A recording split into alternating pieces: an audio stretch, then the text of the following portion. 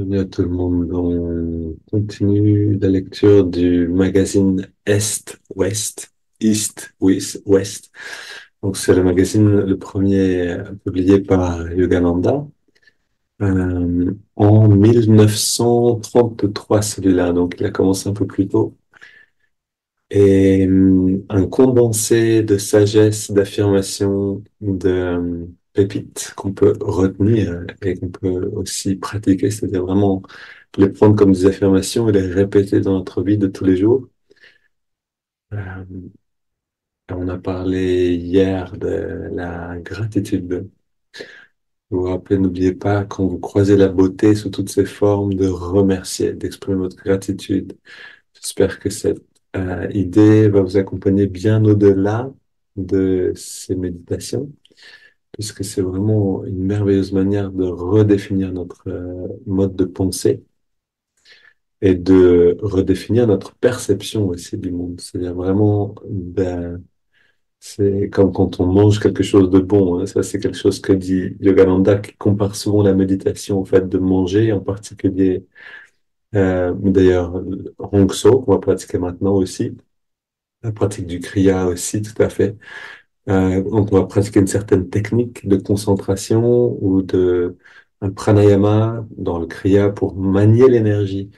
Et ensuite, comme après avoir préparé un repas, on va manger. On va manger et on va rester tranquille et on va sentir le bien-être qui vient d'une bonne nourriture. Et on voit ça dans la méditation pleinement. Et on voit ça aussi dans donc, la pratique de la gratitude. C'est-à-dire si on a préparé quelque chose de bon, un repas, un bon repas, et puis qu'on le mange en faisant d'autres choses, voire debout ou en partant euh, en courant juste après avoir mangé, on va pas sentir toute cette richesse qui est dans la nourriture. Alors que si on prépare quelque chose de bon et qu'on invite des amis et qu'on le partage avec eux et que on choisit le bon moment, le bon jour, on va se promener avant, vous voyez, toutes ces choses. Et après, on reste un petit peu, on boit peut-être une tisane, on reste encore un petit peu avec les amis, etc. Là, on va vraiment profiter de ce repas. On aura vraiment l'impression d'avoir mangé. Et c'est pareil dans la méditation. C'est vraiment la même chose, c'est-à-dire si on médite et qu'on se lève et qu'on court après avoir pratiqué juste les techniques de concentration, en réalité, on n'a pas vraiment médité. On n'est pas entré dans la digestion de ces effets de concentration. On a besoin ensuite de laisser aller ces techniques et de ressentir.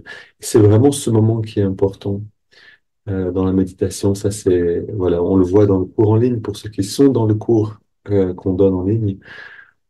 Chemin vers le Kriya. Donc, c'est vraiment une des premières choses qu'on apprend, en fait, hein. C'est gérer le temps dans la méditation pour qu'il y ait ce moment d'effort. Il y a les préparations, il y a le moment de concentration et il y a le moment d'expansion. C'est ce moment qui nous intéresse. Mais ce moment ne vient pas sans avoir fait un effort avant. Donc, on a besoin, en effet, d'équilibrer tout ça. Et donc, quand on voit quelque chose de beau, si on se rappelle que ce qu'on voit, c'est une expérience qui nous est donnée et qu'on va vers celui qui nous donne l'expérience pour le remercier. Alors la beauté devient plus facilement perceptible. D'un côté, on va la voir avec plus d'intensité, puisqu'on va se rappeler d'où vient toute cette expérience, toute cette harmonie, tous les dons que la vie nous donne sans arrêt. Mais non seulement on va voir mieux cette beauté, mais en plus on va la voir plus souvent. C'est-à-dire qu'on va se retrouver peut-être dans des situations où on voit pas cette beauté a priori, euh, dans un endroit peut-être où il n'y a pas de nature, où il n'y a pas... Et pourtant on va sentir qu'il y a quand même quelque chose ici qui est harmonieux, qui est bon. Alors cette pratique de la gratitude est très importante. Je parle de ce dont on a parlé, vous pouvez vraiment faire une pratique quotidienne et je vous conseille chaudement de le faire, de remercier pour tous les cadeaux qui nous viennent dans la journée. Et, et donc, continuons maintenant. avec le texte de Est-Ouest. Donc, l'Orient rencontre l'Occident. Vivez dans la reconnaissance constante. Non, alors un petit peu avant. Où puis-je trouver, où puis-je trouver Dieu, si ce n'est dans l'ermitage de mon propre cœur? Aveugle mes yeux, Seigneur, aux attraits du dehors, afin qu'ils puissent te chercher au dedans.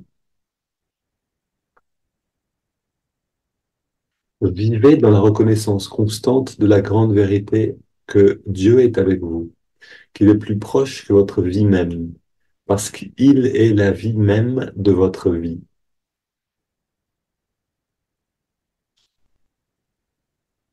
Et si on a,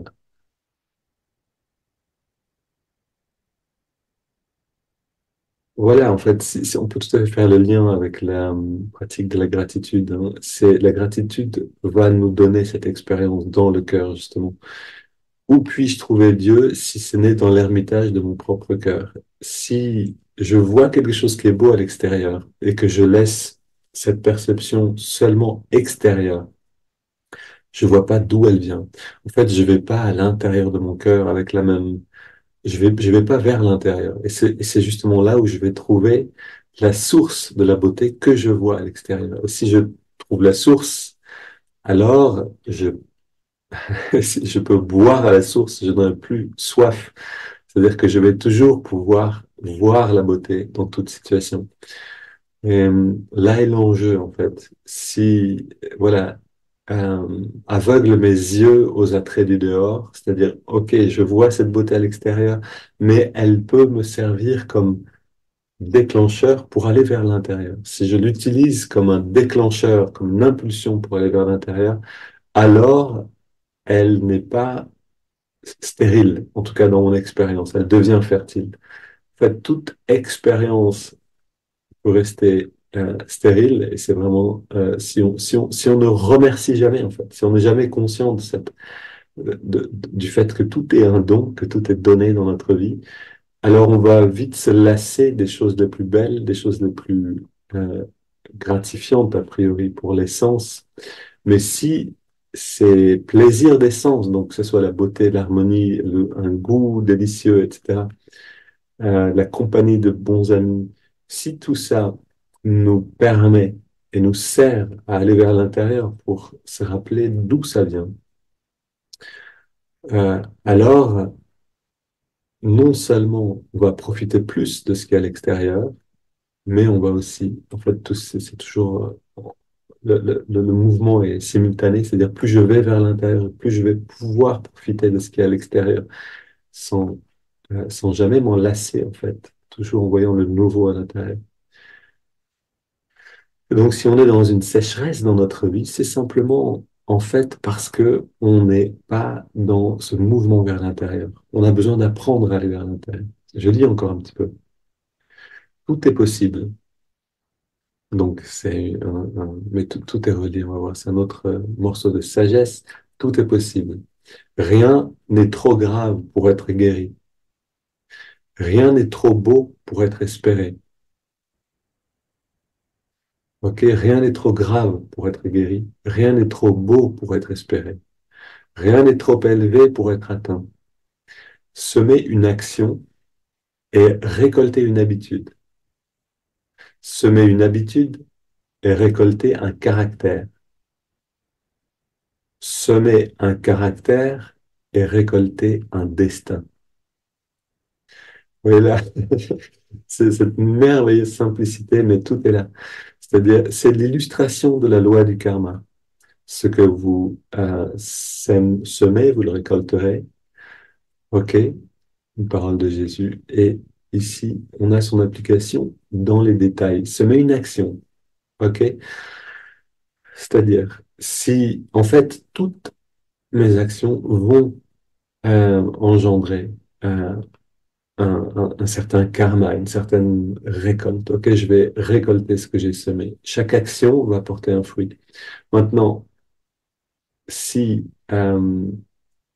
j'agis souvent d'une certaine manière, ça va devenir une habitude. Et cette habitude va, si je la, si je la cultive, va devenir un caractère. Ok, donc normalement, on agit, si on n'agit pas euh, dans une conscience spirituelle, c'est vraiment dans la volonté d'agir dans la bonne direction, on va agir au gré du vent des émotions. Ok, c'est comme si on jetait les graines et que le vent souffle, et il y en a qui tombent, vous savez, cette image sur le chemin, dans les ronces, sur les rochers. Et certaines vont germer, certaines ne vont pas germer. Ça dépend vraiment, en fait, tout est hasardeux ici. Euh, on aura, en fait, quand on parle ici de germination, donc de germer, ici, c'est la bonne récolte, hein. On aura une récolte très hasardeuse. En fait, si on sème de cette manière, au gré du vent des émotions, c'est-à-dire de ce que j'aime et de ce que je n'aime pas, des désirs et des répulsions. Si on sème de cette manière, on sème dans toutes les directions et sans regarder le terrain. Et donc, on n'aura presque pas de fruits dans notre vie et on aura une récolte hasardeuse. C'est-à-dire qu'on va peut-être avoir des ronces, on va rien récolter de consistant. Et si on regarde la vie, euh, on va dire d'une personne normale, dans le sens où elle n'aurait pas, parce que la normalité en ce moment sur Terre, c'est de ne pas vraiment avoir de pratique spirituelle. Ok, et c'est ce qui se passe, c'est-à-dire qu'on arrive à une vie, ok, il faut travailler, parce que sinon on peut pas payer son loyer, on peut pas vivre, etc. Ok, donc c'est ça qui nous amène dans la discipline. Voilà, on est le disciple du travail. On sème dans cette direction-là et on récolte éventuellement une famille. Euh, si on travaille voilà, si on a un désir de fonder un foyer, ok, on va aller dans cette direction-là. Mais si on regarde la vie des gens en général, si on regarde notre vie, hein, je parle ici vraiment aussi à la première personne, si je regarde ma vie avant d'être touché par une aspiration spirituelle réelle, euh, je voulais être plein de choses et rien à la fois, il n'y a rien qui pouvait vraiment avancer. Parce que mes désirs, comme des vents contraires, m'amenaient dans tous les sens à la fois. Et donc, on sème dans tous les sens et on récolte rien du tout.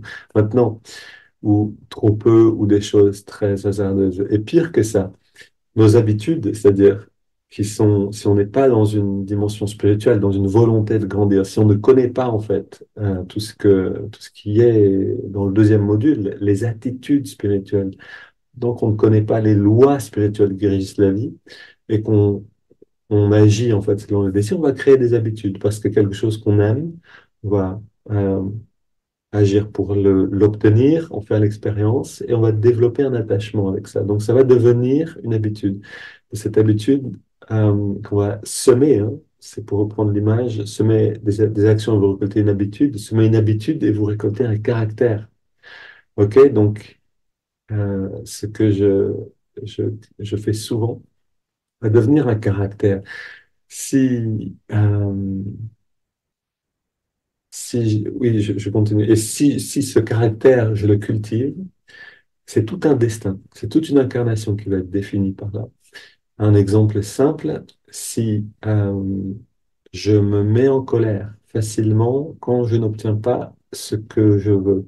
OK? Imaginons que je suis enfant dans une famille et dans cette famille, la colère de l'enfant devient, c'est souvent le cas, enfin c'est le cas souvent en ce moment dans notre génération, les enfants sont un petit peu des dictateurs et donc la colère, comme elle n'est pas bien gérée par les parents, devient le moyen de pression pour l'enfant pour obtenir ce qu'il veut. Ok, imaginons que ça devienne une habitude. C'est le cas pour certains. Euh, cette habitude va faire que mon caractère va être colérique. Ok, quand je veux quelque chose dans la vie, si je ne l'obtiens pas, je me mets en colère et je l'obtiens. Ça devient mon caractère.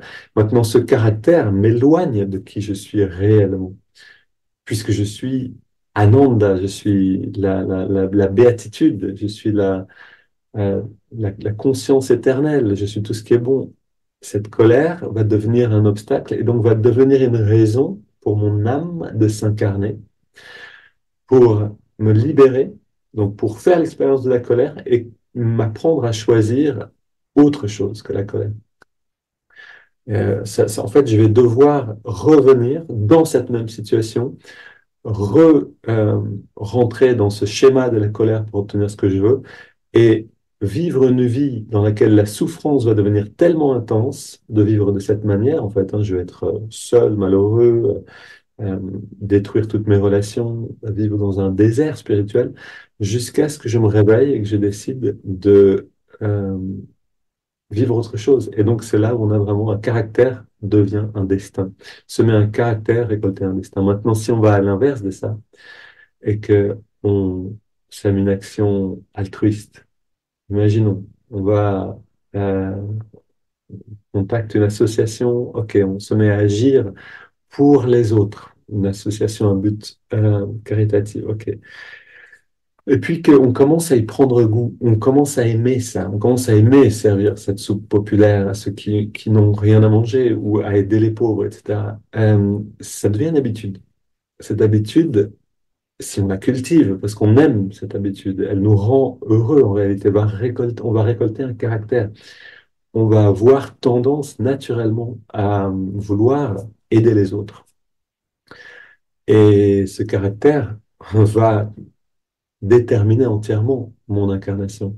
C'est-à-dire, si j'ai cultivé ces choses dans des vies antérieures, si je les cultive maintenant, si je dois revenir pour continuer à grandir spirituellement, ce que j'ai cultivé maintenant, ce caractère va m'accompagner. Je serai riche de ces tendances-là. Et donc, ici, cette phrase de Yogananda nous dit très clairement, en fait, hein, que tout est possible. Rien n'est trop grave pour être guéri, rien n'est trop beau pour être espéré. Ce qu'on vit maintenant, on est à combien de bonheur? 1 sur 10. On est peut-être à 1, 2 ou 3 si on est un peu déprimé. Si on est vraiment déprimé, on est à 7, 8 ou 9.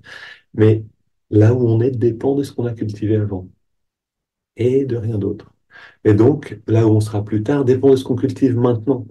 Et donc, tout le monde, tous les maîtres nous disent, ne vous inquiétez pas du présent, du passé et du futur. Soyez maintenant dans les bonnes actions et le reste s'occupe de soi.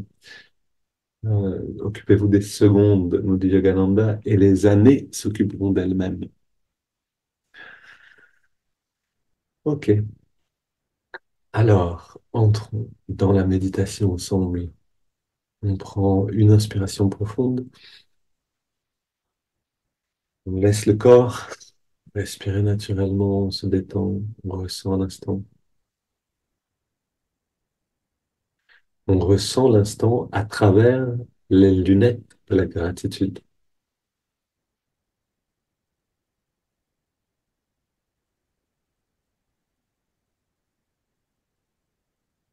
Quelquefois, c'est en remerciant qu'on se rend compte qu'on a des choses que les autres n'ont pas. Merci pour cette couverture, pour ces habits, pour cette maison, mais aussi pour cette sangha, pour ces enseignements. Si on regardait tout ce qu'on a maintenant, ce serait notre temps à remercier. Et c'est une très belle chose, parce que nous remercier nous met en contact avec la source de tous les biens, source de tous ces cadeaux.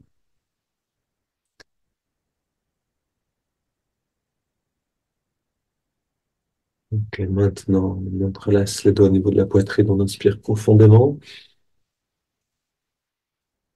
Expire les mains vers l'avant, on arrondit le dos. On sent le bien-être de chaque étirement. Inspire, on étire vers le ciel. Là aussi, il y a du bien-être. Et expire, on se penche vers la gauche. Inspire au centre. Expire vers la droite. Inspire au centre. Expire, on se tourne vers la gauche. On pose les mains. Et on va le plus loin possible dans la rotation. On respire bien profondément. Et on revient au centre. Inspire, on étire vers le ciel. Expire, on se tourne vers la droite. On pose les mains et on va loin dans la rotation.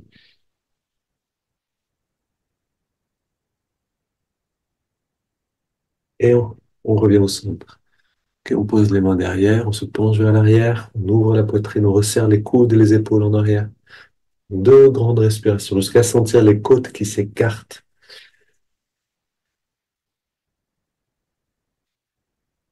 Et si on va loin dans l'inspire, on sent cette petite vibration d'énergie autour de la poitrine.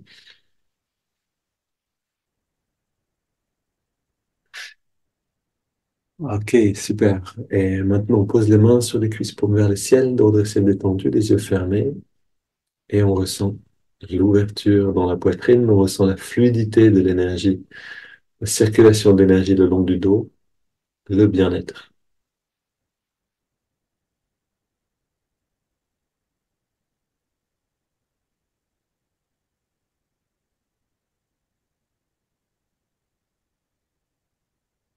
Et quand je sens du bien-être, ma nouvelle habitude, c'est de dire merci. Merveilleux bien-être, merveilleux cadeau.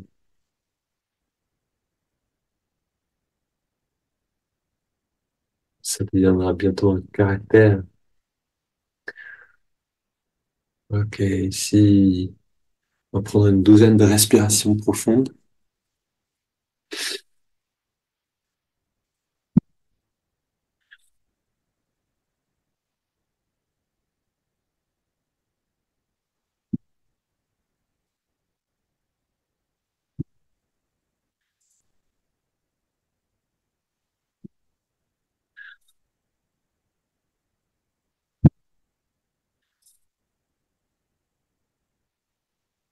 Cinq dernières.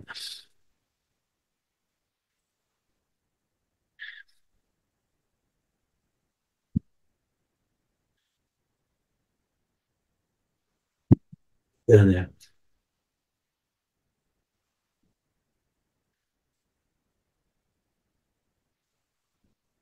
On inspire lentement et on garde l'air dedans.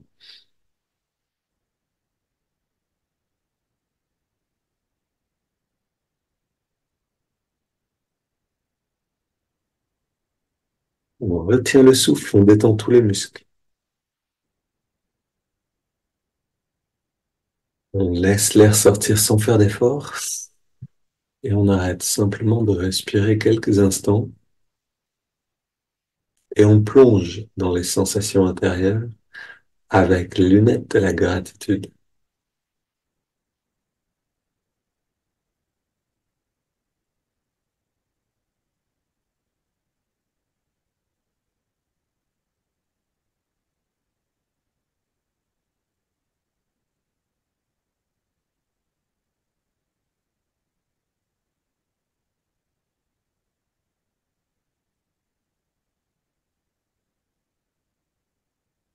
On inspire maintenant, on garde l'air dedans, poumon bien plein, on rentre le ventre, on contracte le périnée et on redresse le regard.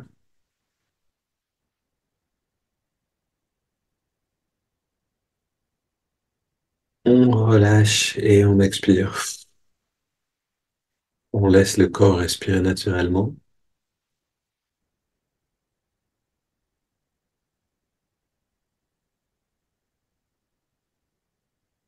et on sent ce mouvement ascendant de l'énergie, de la conscience qui s'exprime dans un sentiment tranquille, un sentiment d'une joie tranquille. On est bien là où on est.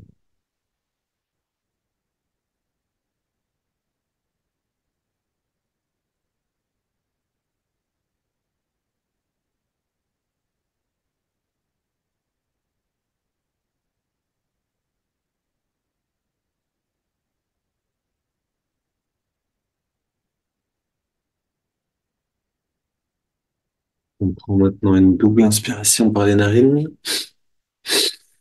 On garde l'air dedans, on serre les poings, on contracte tous les muscles. Une double expire et on se détend bien encore une fois. Une dernière.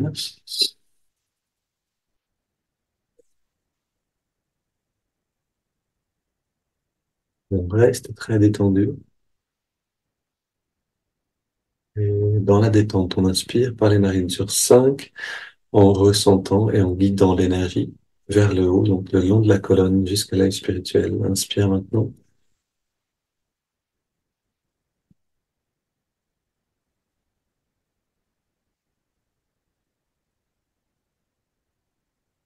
On garde l'air dedans. On concentre toute l'énergie dans le lobe frontal. Inlassablement, on vient réveiller l'œil spirituel. Expire. On sent un rayonnement conscient de lumière, de bien-être depuis l'œil spirituel dans toutes les directions. Et à nouveau, inspire et on ressent toutes les parties de la colonne coccyx, sacrum, lombaire, dorsale, cervicale. Et on garde l'air dedans, lobe frontal.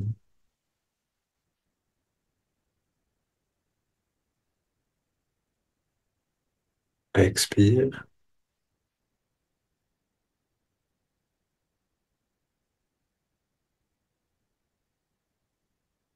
inspire à nouveau.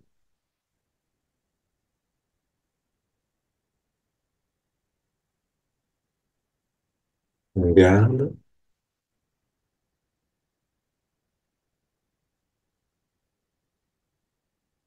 expire,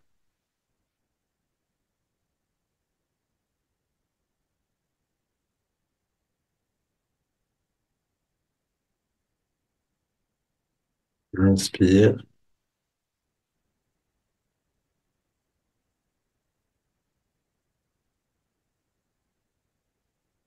on garde l'air dedans.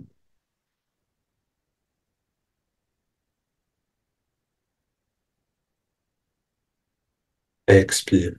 Donc c'est une pratique subtile, manier l'énergie le long de la colonne. Si on y trouve un plaisir, alors on va y voir de mieux en mieux. Un dernier cycle, encore une fois, inspire.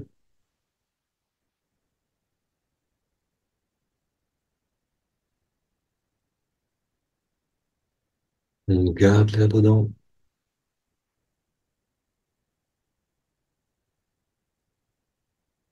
et expire.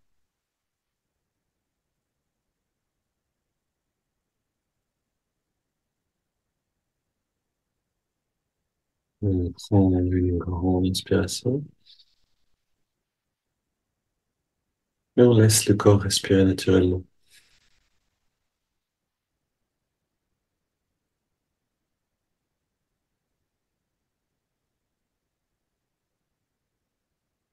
On apprécie maintenant complètement la grande richesse de, du ressenti. Cette technique simple, mais bien pratiquée et surtout pratiquée régulièrement, engendre toujours plus de richesse dans l'expérience spirituelle, dans l'expérience de perception.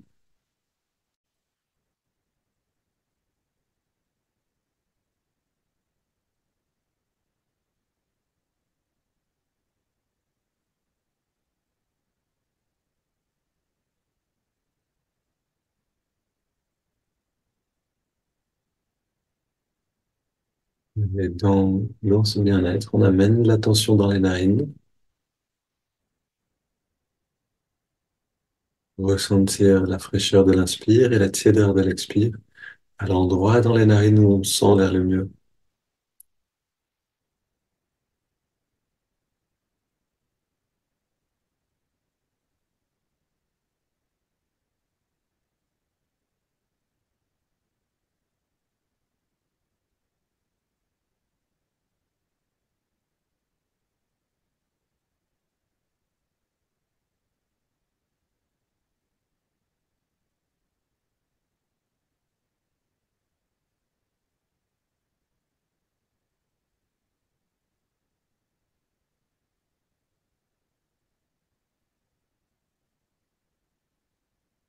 On peut littéralement remercier pour chaque respiration, pour cette nourriture du prana, de l'oxygène, première nourriture, pour le corps physique.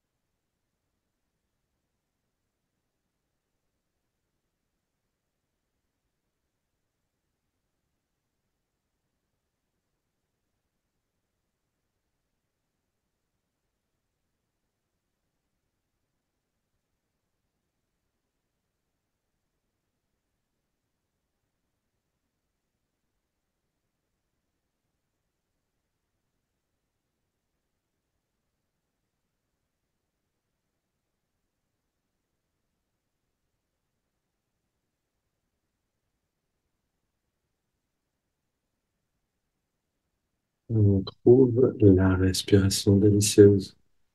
En fait, chaque jour, en pratiquant, on apprend à la trouver de plus en plus délicieuse. Et de cette manière, on sème l'habitude. En fait, le caractère du contentement, c'est ce qu'on va récolter là. Parce que on respire toujours. Et trouver la respiration délicieuse, ça veut dire trouver la vie délicieuse. Être content avec ce qui est.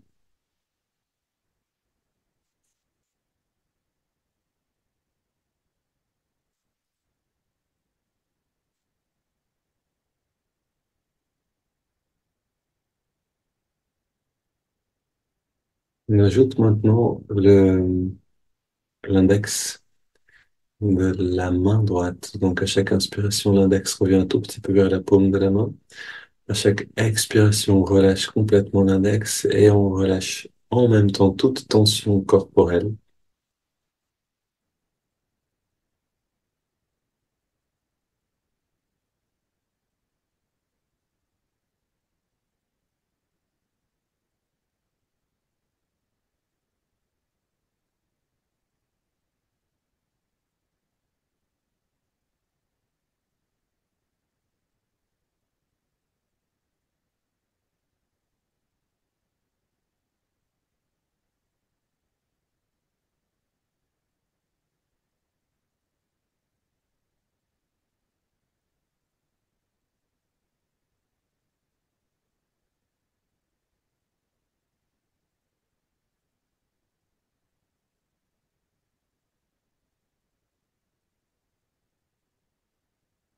Et en apprenant chaque jour à se détendre plus profondément, on crée une habitude, on va récolter la, un caractère de détente, plein de ressources,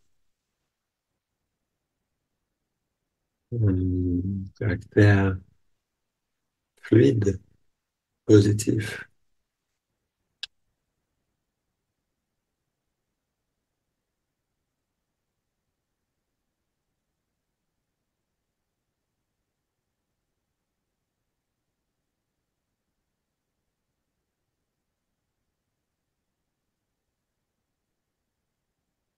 Et enfin, on ajoute le mantra Hong So, Hong qui accompagne chaque inspiration naturelle et So chaque expiration naturelle.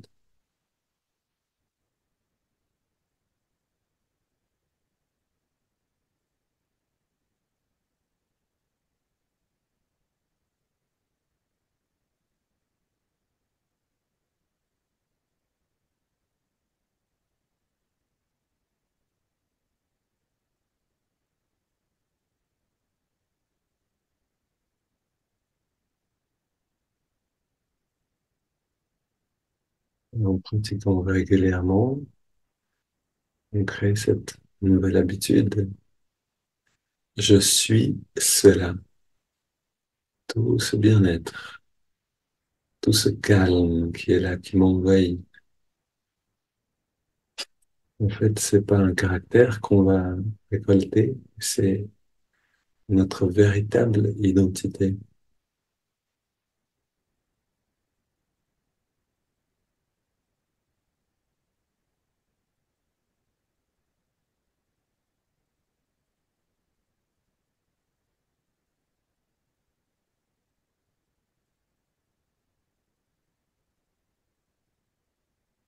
Jusqu'à atteindre cette expérience de qui on est vraiment et de demeurer dans cette expérience.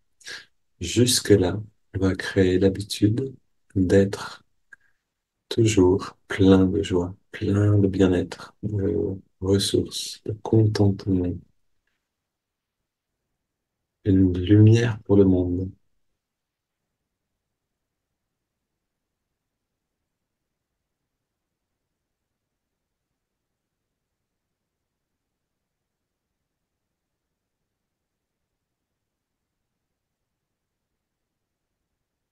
Donc maintenant, une inspiration profonde. On expire en 3 fois.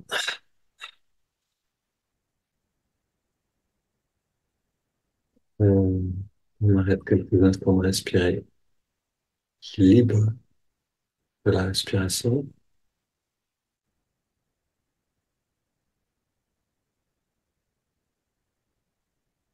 On laisse le corps respirer, mais on abandonne toute technique, tout effort.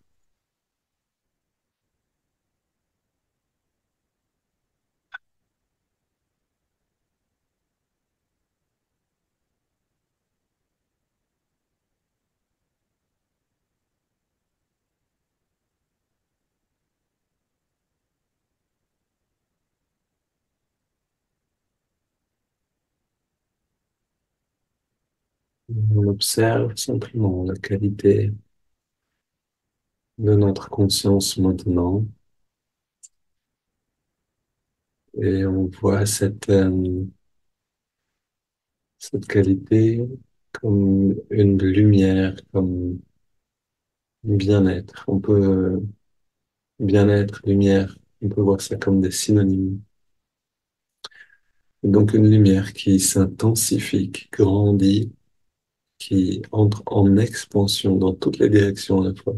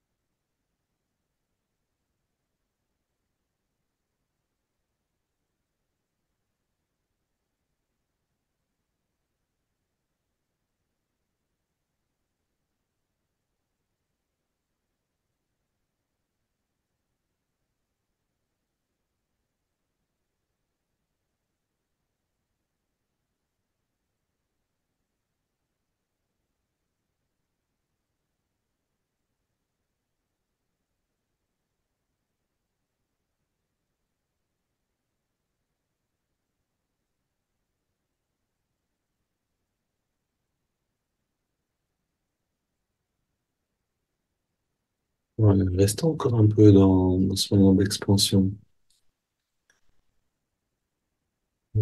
Tous ensemble, là maintenant, encore un petit peu, sentir la transformation de l'expérience, parce que c'est vraiment ça qui se passe à ce moment-là.